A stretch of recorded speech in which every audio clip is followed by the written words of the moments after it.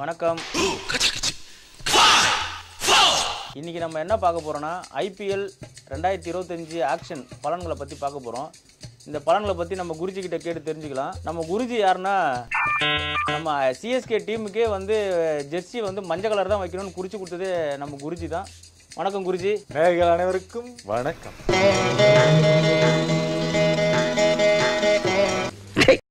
வர 24, 25 2 நாள் வந்து சவுதியில் சாயங்காலம் 4 மணி, அதாவது இந்திய நேரப்படி 4 மணிக்கு ஐபிஎல் ஏலம் நடக்குது. அந்த ஐபிஎல் ஏலத்தில் வந்து நம்ம எந்தெந்த பிளேயரு எந்தெந்த டீமுக்கு போவாங்க, எவ்வளோ ஏலத்துக்கு போவாங்க, இதெல்லாம் கணிச்சு சொன்னீங்கன்னா மக்கள் கொஞ்சம் சந்தோஷப்படுவாங்க குருஜி. சிக்னலே சரியில்லையே. இங்கே பார்த்துக்கிட்டேன்னா சவுதி டைம் படி இல்லை, நம்ம டைம் படி தான் இங்கே கால்குலேஷன் நடக்குது. இந்த கால்குலேஷனில் 4 மணி அப்படிங்கிறது நல்ல நேரம். அது மட்டும் இல்லாமல் அன்னைக்கு பூர நட்சத்திரம் உதயமாகுது. கொலஸ் பூரான லக்னோ எடுத்துட்டாங்க.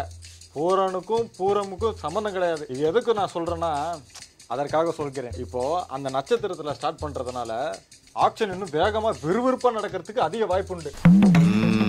புரிஞ்சதா?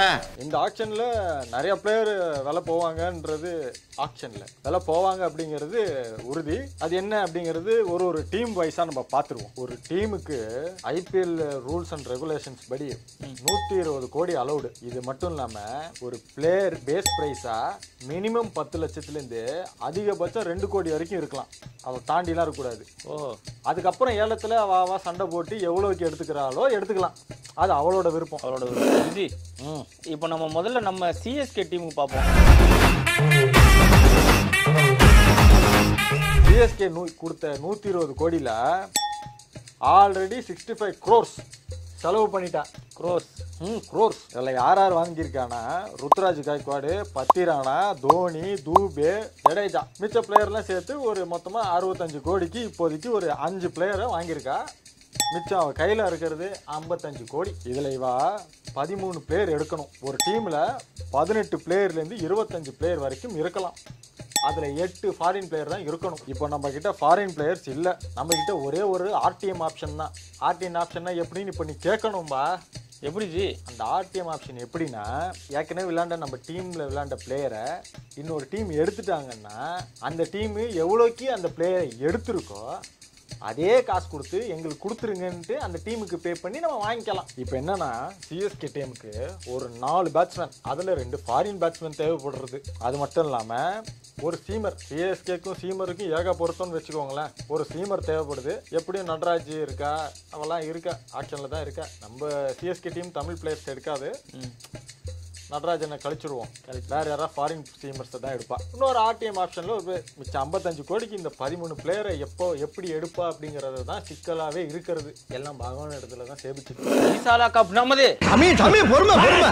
பலனுக்கு இல்ல சாமி, ஆர்சிபி டீமை பத்தி நம்ம பார்க்க போறோம். அதனால ஒரு சின்ன தம்பி சிவப்பு சட்டை போட்டுட்டேன்ட்டு நான் ஆர்சிபி காரன் நினைச்சுக்க கூடாது. தப்பா எதுவும் இல்ல சாமி. பீரோவை திறந்தப்போ மாமி இதை தான் எடுத்து கொடுத்தா. நான் கூட அதுக்காக தான் இப்படி ஆர்வ கோளாறுல பேசிதான் ஆர்சிபி ஃபேன்ஸ் வாங்கி கட்டுக்கிறா. பலன்படி பாத்தீங்கன்னா அவர் கொஞ்சம் வாயை குறைச்சிக்கிறது நல்லது ஆக்ஷனுக்கு முன்னாடி. இப்ப ஆர்சிபியோட பலனை பார்ப்போம். 120 கோடியில 37 கோடி செலவு பண்ணிட்டா. அந்த 37 கோடிக்கு கோலியை 21 கோடிக்கும், பட்டிதார 11 கோடிக்கும், எஸ் தயால் அப்படின்றவரை ஒரு 5 கோடிக்கும் எடுத்திருக்கா. இது போக மிச்சம் இருக்கிறது 83 கோடி. 83 கோடி இருக்கு.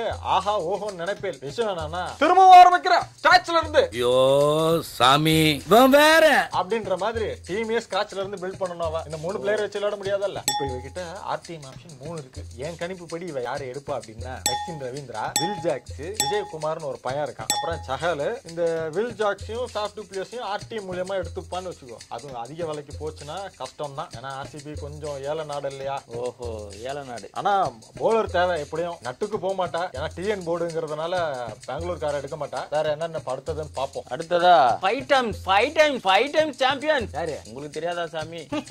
மும்பை இந்தியன்ஸ் தான்.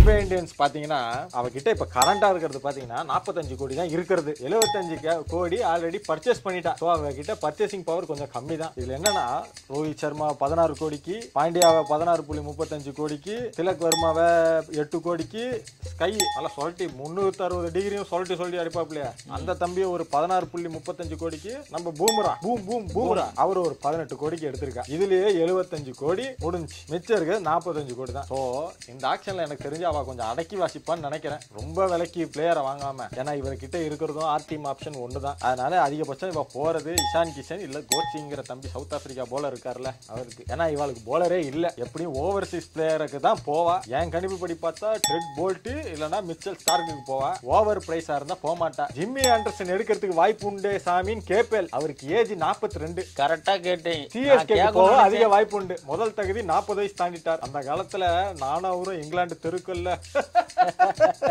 இங்கிலாந்துல அடுத்து இந்த எஸ்ஆர்எச்சா ஹெச்ஆர்எஸ்ஆ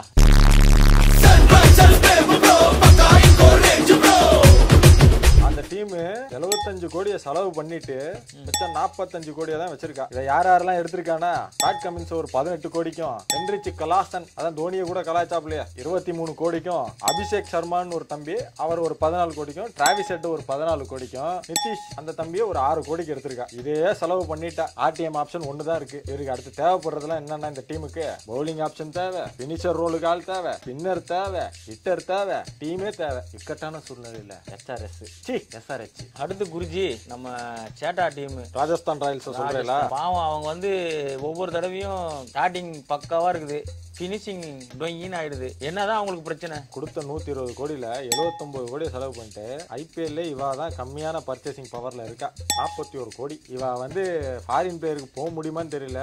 கம்மியான விலைக்கு யாருன்னா வந்தா வாங்கலாம். மேக்சிமம் இவா போறது இந்தியன் பிளேயருக்கு தான் போவா. இதுல சஞ்சு சாம்சங் 18 கோடிக்கும், ஜெய்ஸ்வால் ஒரு 18 கோடி, ரியான் பராக் 14 கோடி, துரு ஜுரைல் 14 கோடி, ஹெட்மேயர் 11 கோடி, சந்தீப் சர்மா ஒரு 4 கோடி. இவாலேயே 75 கோடிக்கு எடுத்துட்டா. மிச்சம் 41 கோடியில இந்தியன் ஃபாஸ்ட் பவுலரு, ஆல்ரவுண்டரு, ஸ்பின்னருன்ட்டு போகணும். ஆர்டிஎம் ஆப்ஷனும் கிடையாது. எல்லாம் கடவுள் விட்டவர். நம்ம தலைநகரம் ஆல்ரெடி தலைநகரம் வீக்கா தான் இருக்குன்னு வச்சுக்கோங்க. நம்ம டெல்லி அதான் சொல்றேன், டெல்லி கேபிட்டல்ஸ் உண்மையாலுமே கவலைக்கிடமான நிலையில இருக்கு. மற்ற டீமுக்கு பிளேயர்ஸ் தான் மாத்தினாங்க. இவா கோச்சே மாத்திருக்கா. அந்த அளவுக்கு பட்ஜெட் வீக்கா இருக்கு இவகிட்ட. பாயிண்டிங்ல இருந்து நம்ம ஹேமந்த் பத்தானி அவரை வாங்கியிருக்கா. இது மட்டும் இல்லாம இவ ஆல்ரெடி எந்தெந்த பிளேயர் எடுத்திருக்கானா, அக்ஷர் பட்டேல் ஒரு 16 கோடிக்கும், குல்தீப் யாதவ் 13.25 கோடிக்கும், ஸ்டப்ஸ் ஒரு 10 கோடிக்கும், அபிஷேக் போரல ஒரு 4 கோடிக்கும் எடுத்திருக்கா. இதுல ஆர்டிஎம் ஆப்ஷன் வந்து 2 இருக்கு. இவாளுக்கு மேலும் என்ன பிரச்சனைனா, கொடுமையிலும் கொடுமை, அங்க போய் எழுத இன்னொரு கொடுமை அப்படின்ற மாதிரி இவாளுக்கு கேப்டன் மெட்டீரியல் வேற தேவை. இதெல்லாம் சமாளிச்சு எப்படி வரப்போறா அப்படிங்கறத இந்த ஐபிஎல்ல பாப்போம். பேரே ஒரு வில்லங்கமான ஊரு, டீமே ஒரு வில்லங்கமான டீம்னு சொல்றாங்க. ஆனா ஒரு நல்ல விஷயம் பாத்துக்கோங்க, அதுல சிஎஸ்கே டீம்லயே தமிழர்களை எடுக்கவே இல்லை. ஆனா குஜராத்ல 2 தமிழர்களை எடுத்து வச்சிருக்காங்க. டீம் என்னன்னா குஜராத் டைட்டன்ஸ். 120 கோடியில அவ வந்து 51 கோடி ஸ்பெண்ட் பண்ணிட்டா. பர்சுல அவளுக்கு 69 கோடி இருக்கு மிச்சம். இதுல ரஷீத் கான் 18 கோடிக்கு, சுக்மன் கில் 16 கோடிக்கு, சாய் சுதர்ஷன் ஒரு 8 கோடி, ராகுல் திவாட்டியா என்னடா திட்டுறனே நினைச்சிடாதே பேரே அதான் 4 கோடி, எஸ்ஆர்கே ஷாருக் கான் பாலிவுட்ல தமிழ்நாடு 4 கோடி. ஷாருக் கான்னாலே நம்மளுக்கு அவரு ஞாபகம் வந்துடல, இவங்களுக்கு தெரியாது. பண்ணி சீரியஸ் ஆயிடும். இவ கிட்ட ஆர்டிஎம் ஆப்ஷன் ஒன்று தான் இருக்கு. எனக்கு தெரிஞ்சு மில்லருக்கு போவா, அப்படி இல்லைன்னா முகமது ஷமிக்கு போவா. இவளுக்கு பவுலிங், ஓப்பனர், மிடில் ஆர்டர் இதெல்லாமே தேவை. ஸ்பின்னர் தேவை. அப்படிங்கறதுனால தமிழ்நாடு ஒருத்தர் இருக்க சாய் கிஷோர், அது போக கேசவ் மகாராஜ், அப்புறம் pace bowler Spencer Johnson, Khaleel Ahmed இவளெல்லாம் வாங்குறதுக்கு அதிக வாய்ப்பு உண்டு. இது ஒரு பேலன்ஸ்டான டீம் தான். பாப்போம். அந்த வாட்டி படிச்சு கொடுத்த கேப்டனையே கை கழுவுன கேகேஆர் நடப்பு சாம்பியன். வந்து ஈக்குவலி பாயிஸ்ட்னு ஒரு இங்கிலீஷ்ல ஒரு டேர்ம் ஒன்று சொல்லுவாங்க. 4 இங்கிலீஷ் பேப்பர் மேஞ்சிட்டு வந்து பிலிம் காட்டேனே. அந்த மாதிரி டீம் 69 கோடி 69 செலவு பண்ணிட்டு 51 கோடியை பாக்கெட்ல வச்சிருக்கா. இவாளுக்கு தேவை ஓப்பனரும் மிடில் ஆர்டரும். ஓப்பனர் ஒரு பெரிய பிளேயர் ஒருத்தர் இருக்கா, யாருன்னு கேட்க மாட்டியா? யாரு? சுனில் நரேன். ரிங்கு சிங் 13 கோடிக்கு, வருண் சக்கரவர்த்தி ஒரு 12 கோடி, சொன்ன சுனில் நரேன் அவனை 12 கோடி, ஆண்ட்ரூ ராசல் ஒரு 12 கோடி, ஹர்ஷித் ராணா 4 கோடி, ரமன்தீப் அந்த பையனை ஒரு 4 கோடிக்கு ரீடைன் பண்ணிருக்கா. மிச்சவர்களுக்கு ஓப்பனரும் மிடில் ஆர்டரும் ஆர்டர் தான் தேவை. நிதிஷ் ராணாக்கு போறாளா, ஃபில் சால்ட்டுக்கு போறாளா, வெங்கடேஷ் ஐயருக்கு போறாளாங்கிறது பார்ப்போம். இந்த முறை கேகேஆரோட ஆட்டம் எப்படி இருக்கு அப்படிங்கிறது. அடுத்தது நம்ம பார்க்க போற டீம் ஒரு பயங்கரமான டீம். பொதுவா எல்லாருமே வந்து மற்ற பிளேயர்ஸை பார்த்து தான் பயப்படுவாங்க. ஆனா இந்த டீம்ல இருக்கிற பிளேயர்ஸ் ஓனரை பார்த்தே பயப்படுவாங்க. லக்னோ சூப்பர் ஜெயிண்ட் தானே. ஓனர் கொஞ்சம் ஷார்ட் டெம்பர் போல, பட்டுன்னு எல்லாரும் முன்னாடி கத்திடுவா. சரி, அது நம்மளுக்கு தேவையில்லை. நம்ம ஆக்ஷனுக்கு போவோம். இவாளுக்கு 120 கோடியில 51 கோடியை செலவு பண்ணிட்டு 69 கோடியை மிச்சம் வச்சிருக்கா. 21 கோடியை கொடுத்து நிக்கோலஸ் பூரானை வச்சிருக்கா, ரிட்டைன் பண்ணிருக்கா. எனக்கு தெரிஞ்சு இவர் தான் கேப்டனா இருப்பாருன்னு நினைக்கிறேன். 21 கோடி கொடுத்தாரா இல்லையா. ரவி பிஷ்னாய 11 கோடிக்கும், மயங்க் யாதவ வந்து 11 கோடிக்கும், மெஷின் கானை வந்து ஒரு 4 கோடிக்கும், ஆயுஷ் பதோனி ஒரு 4 கோடிக்கும் ரிட்டைன் பண்ணி வாங்கி வச்சிருக்கா. இதுக்கப்புறம் ஆர்டிஎம் ஆப்ஷன் அவளுக்கு ஒண்ணுதான் இருக்கு. எனக்கு தெரிஞ்சு ரீட்டைன் ஆப்ஷன் வந்து இவர் வந்து ஸ்டாயினஸ்க்கு போவாங்கிறது என்னோட ஆணித்தரமான ஒரு நம்பிக்கை. இது போக ஓபனருக்கு அவளுக்கு ஆள் தேவை. பண்ட்டு ஸ்டேஷருக்கு போவான்னு நினைக்கிறேன். போயிட்டானா ஸ்ட்ராங்கான டீமா எல்எஸ்ஜி வரதுக்கு வாய்ப்பு உண்டு. அடுத்து நம்ம பார்க்க போற டீம் ப்ராஜெக்ட் பாயிண்ட் பஞ்சாப் கிங்ஸ். பல்லே பல்லே பல்லே. சாரி, இந்த கெட்டப்ப மறந்துட்டேன். 120 கோடியில இவன் வெறும் 9.5 கோடி தான் செலவே பண்ணியிருக்கான். மிச்சம் 110 கோடி இருக்கு. ஆக்ஷனே இவாளுக்கு நடத்துற மாதிரி தான் இருக்கு. அப்புறம் இவன் ரீடைன் பண்ணியிருக்க பிளேயரு சஷாங்க் சிங் தப்பா எடுத்துட்டு அப்புறம் இவரை தாண்டா கரெக்டா எடுத்துருக்கோன்ட்டு டீமே செமிச்சது. சஷாங்க் சிங் 5.5 கோடி, பிரவி சிம்ரன் பையன் 4 கோடி, மொத்தமா 9 கோடி. ஆர்டிஎம் ஆப்ஷன் 4 இருக்கு. இவன் வந்து ஃபுல் டீமே செட் பண்ணணும். இவன் முதல்ல போறதே எனக்கு தெரிஞ்சு ரிஷப் பண்ட்டுக்கு தான் போவா. குருஜி நல்லபடியா எல்லா டீமுக்கான பலனையும் சொல்லி முடிச்சிட்டீங்க. மக்களுக்கு நல்லா புரிஞ்சிருக்கும். நன்றி. ஒரு சந்தேகம் குருஜி, சொல்லுங்க. இன்டர்நேஷனல் லெவல்லலாம் ஜோதிடம் சொல்றீங்க, என்னமோ இப்படி பஞ்சத்தில் அடிபட்ட மாதிரி கிழிஞ்சு பேண்டெல்லாம் போட்டுட்டு வந்திருக்கீங்க. அந்த மதக்கே தான் இந்த அங்கோஸ்திரம். தம்பி பேமெண்ட் சரியா தருது இல்லை தம்பி.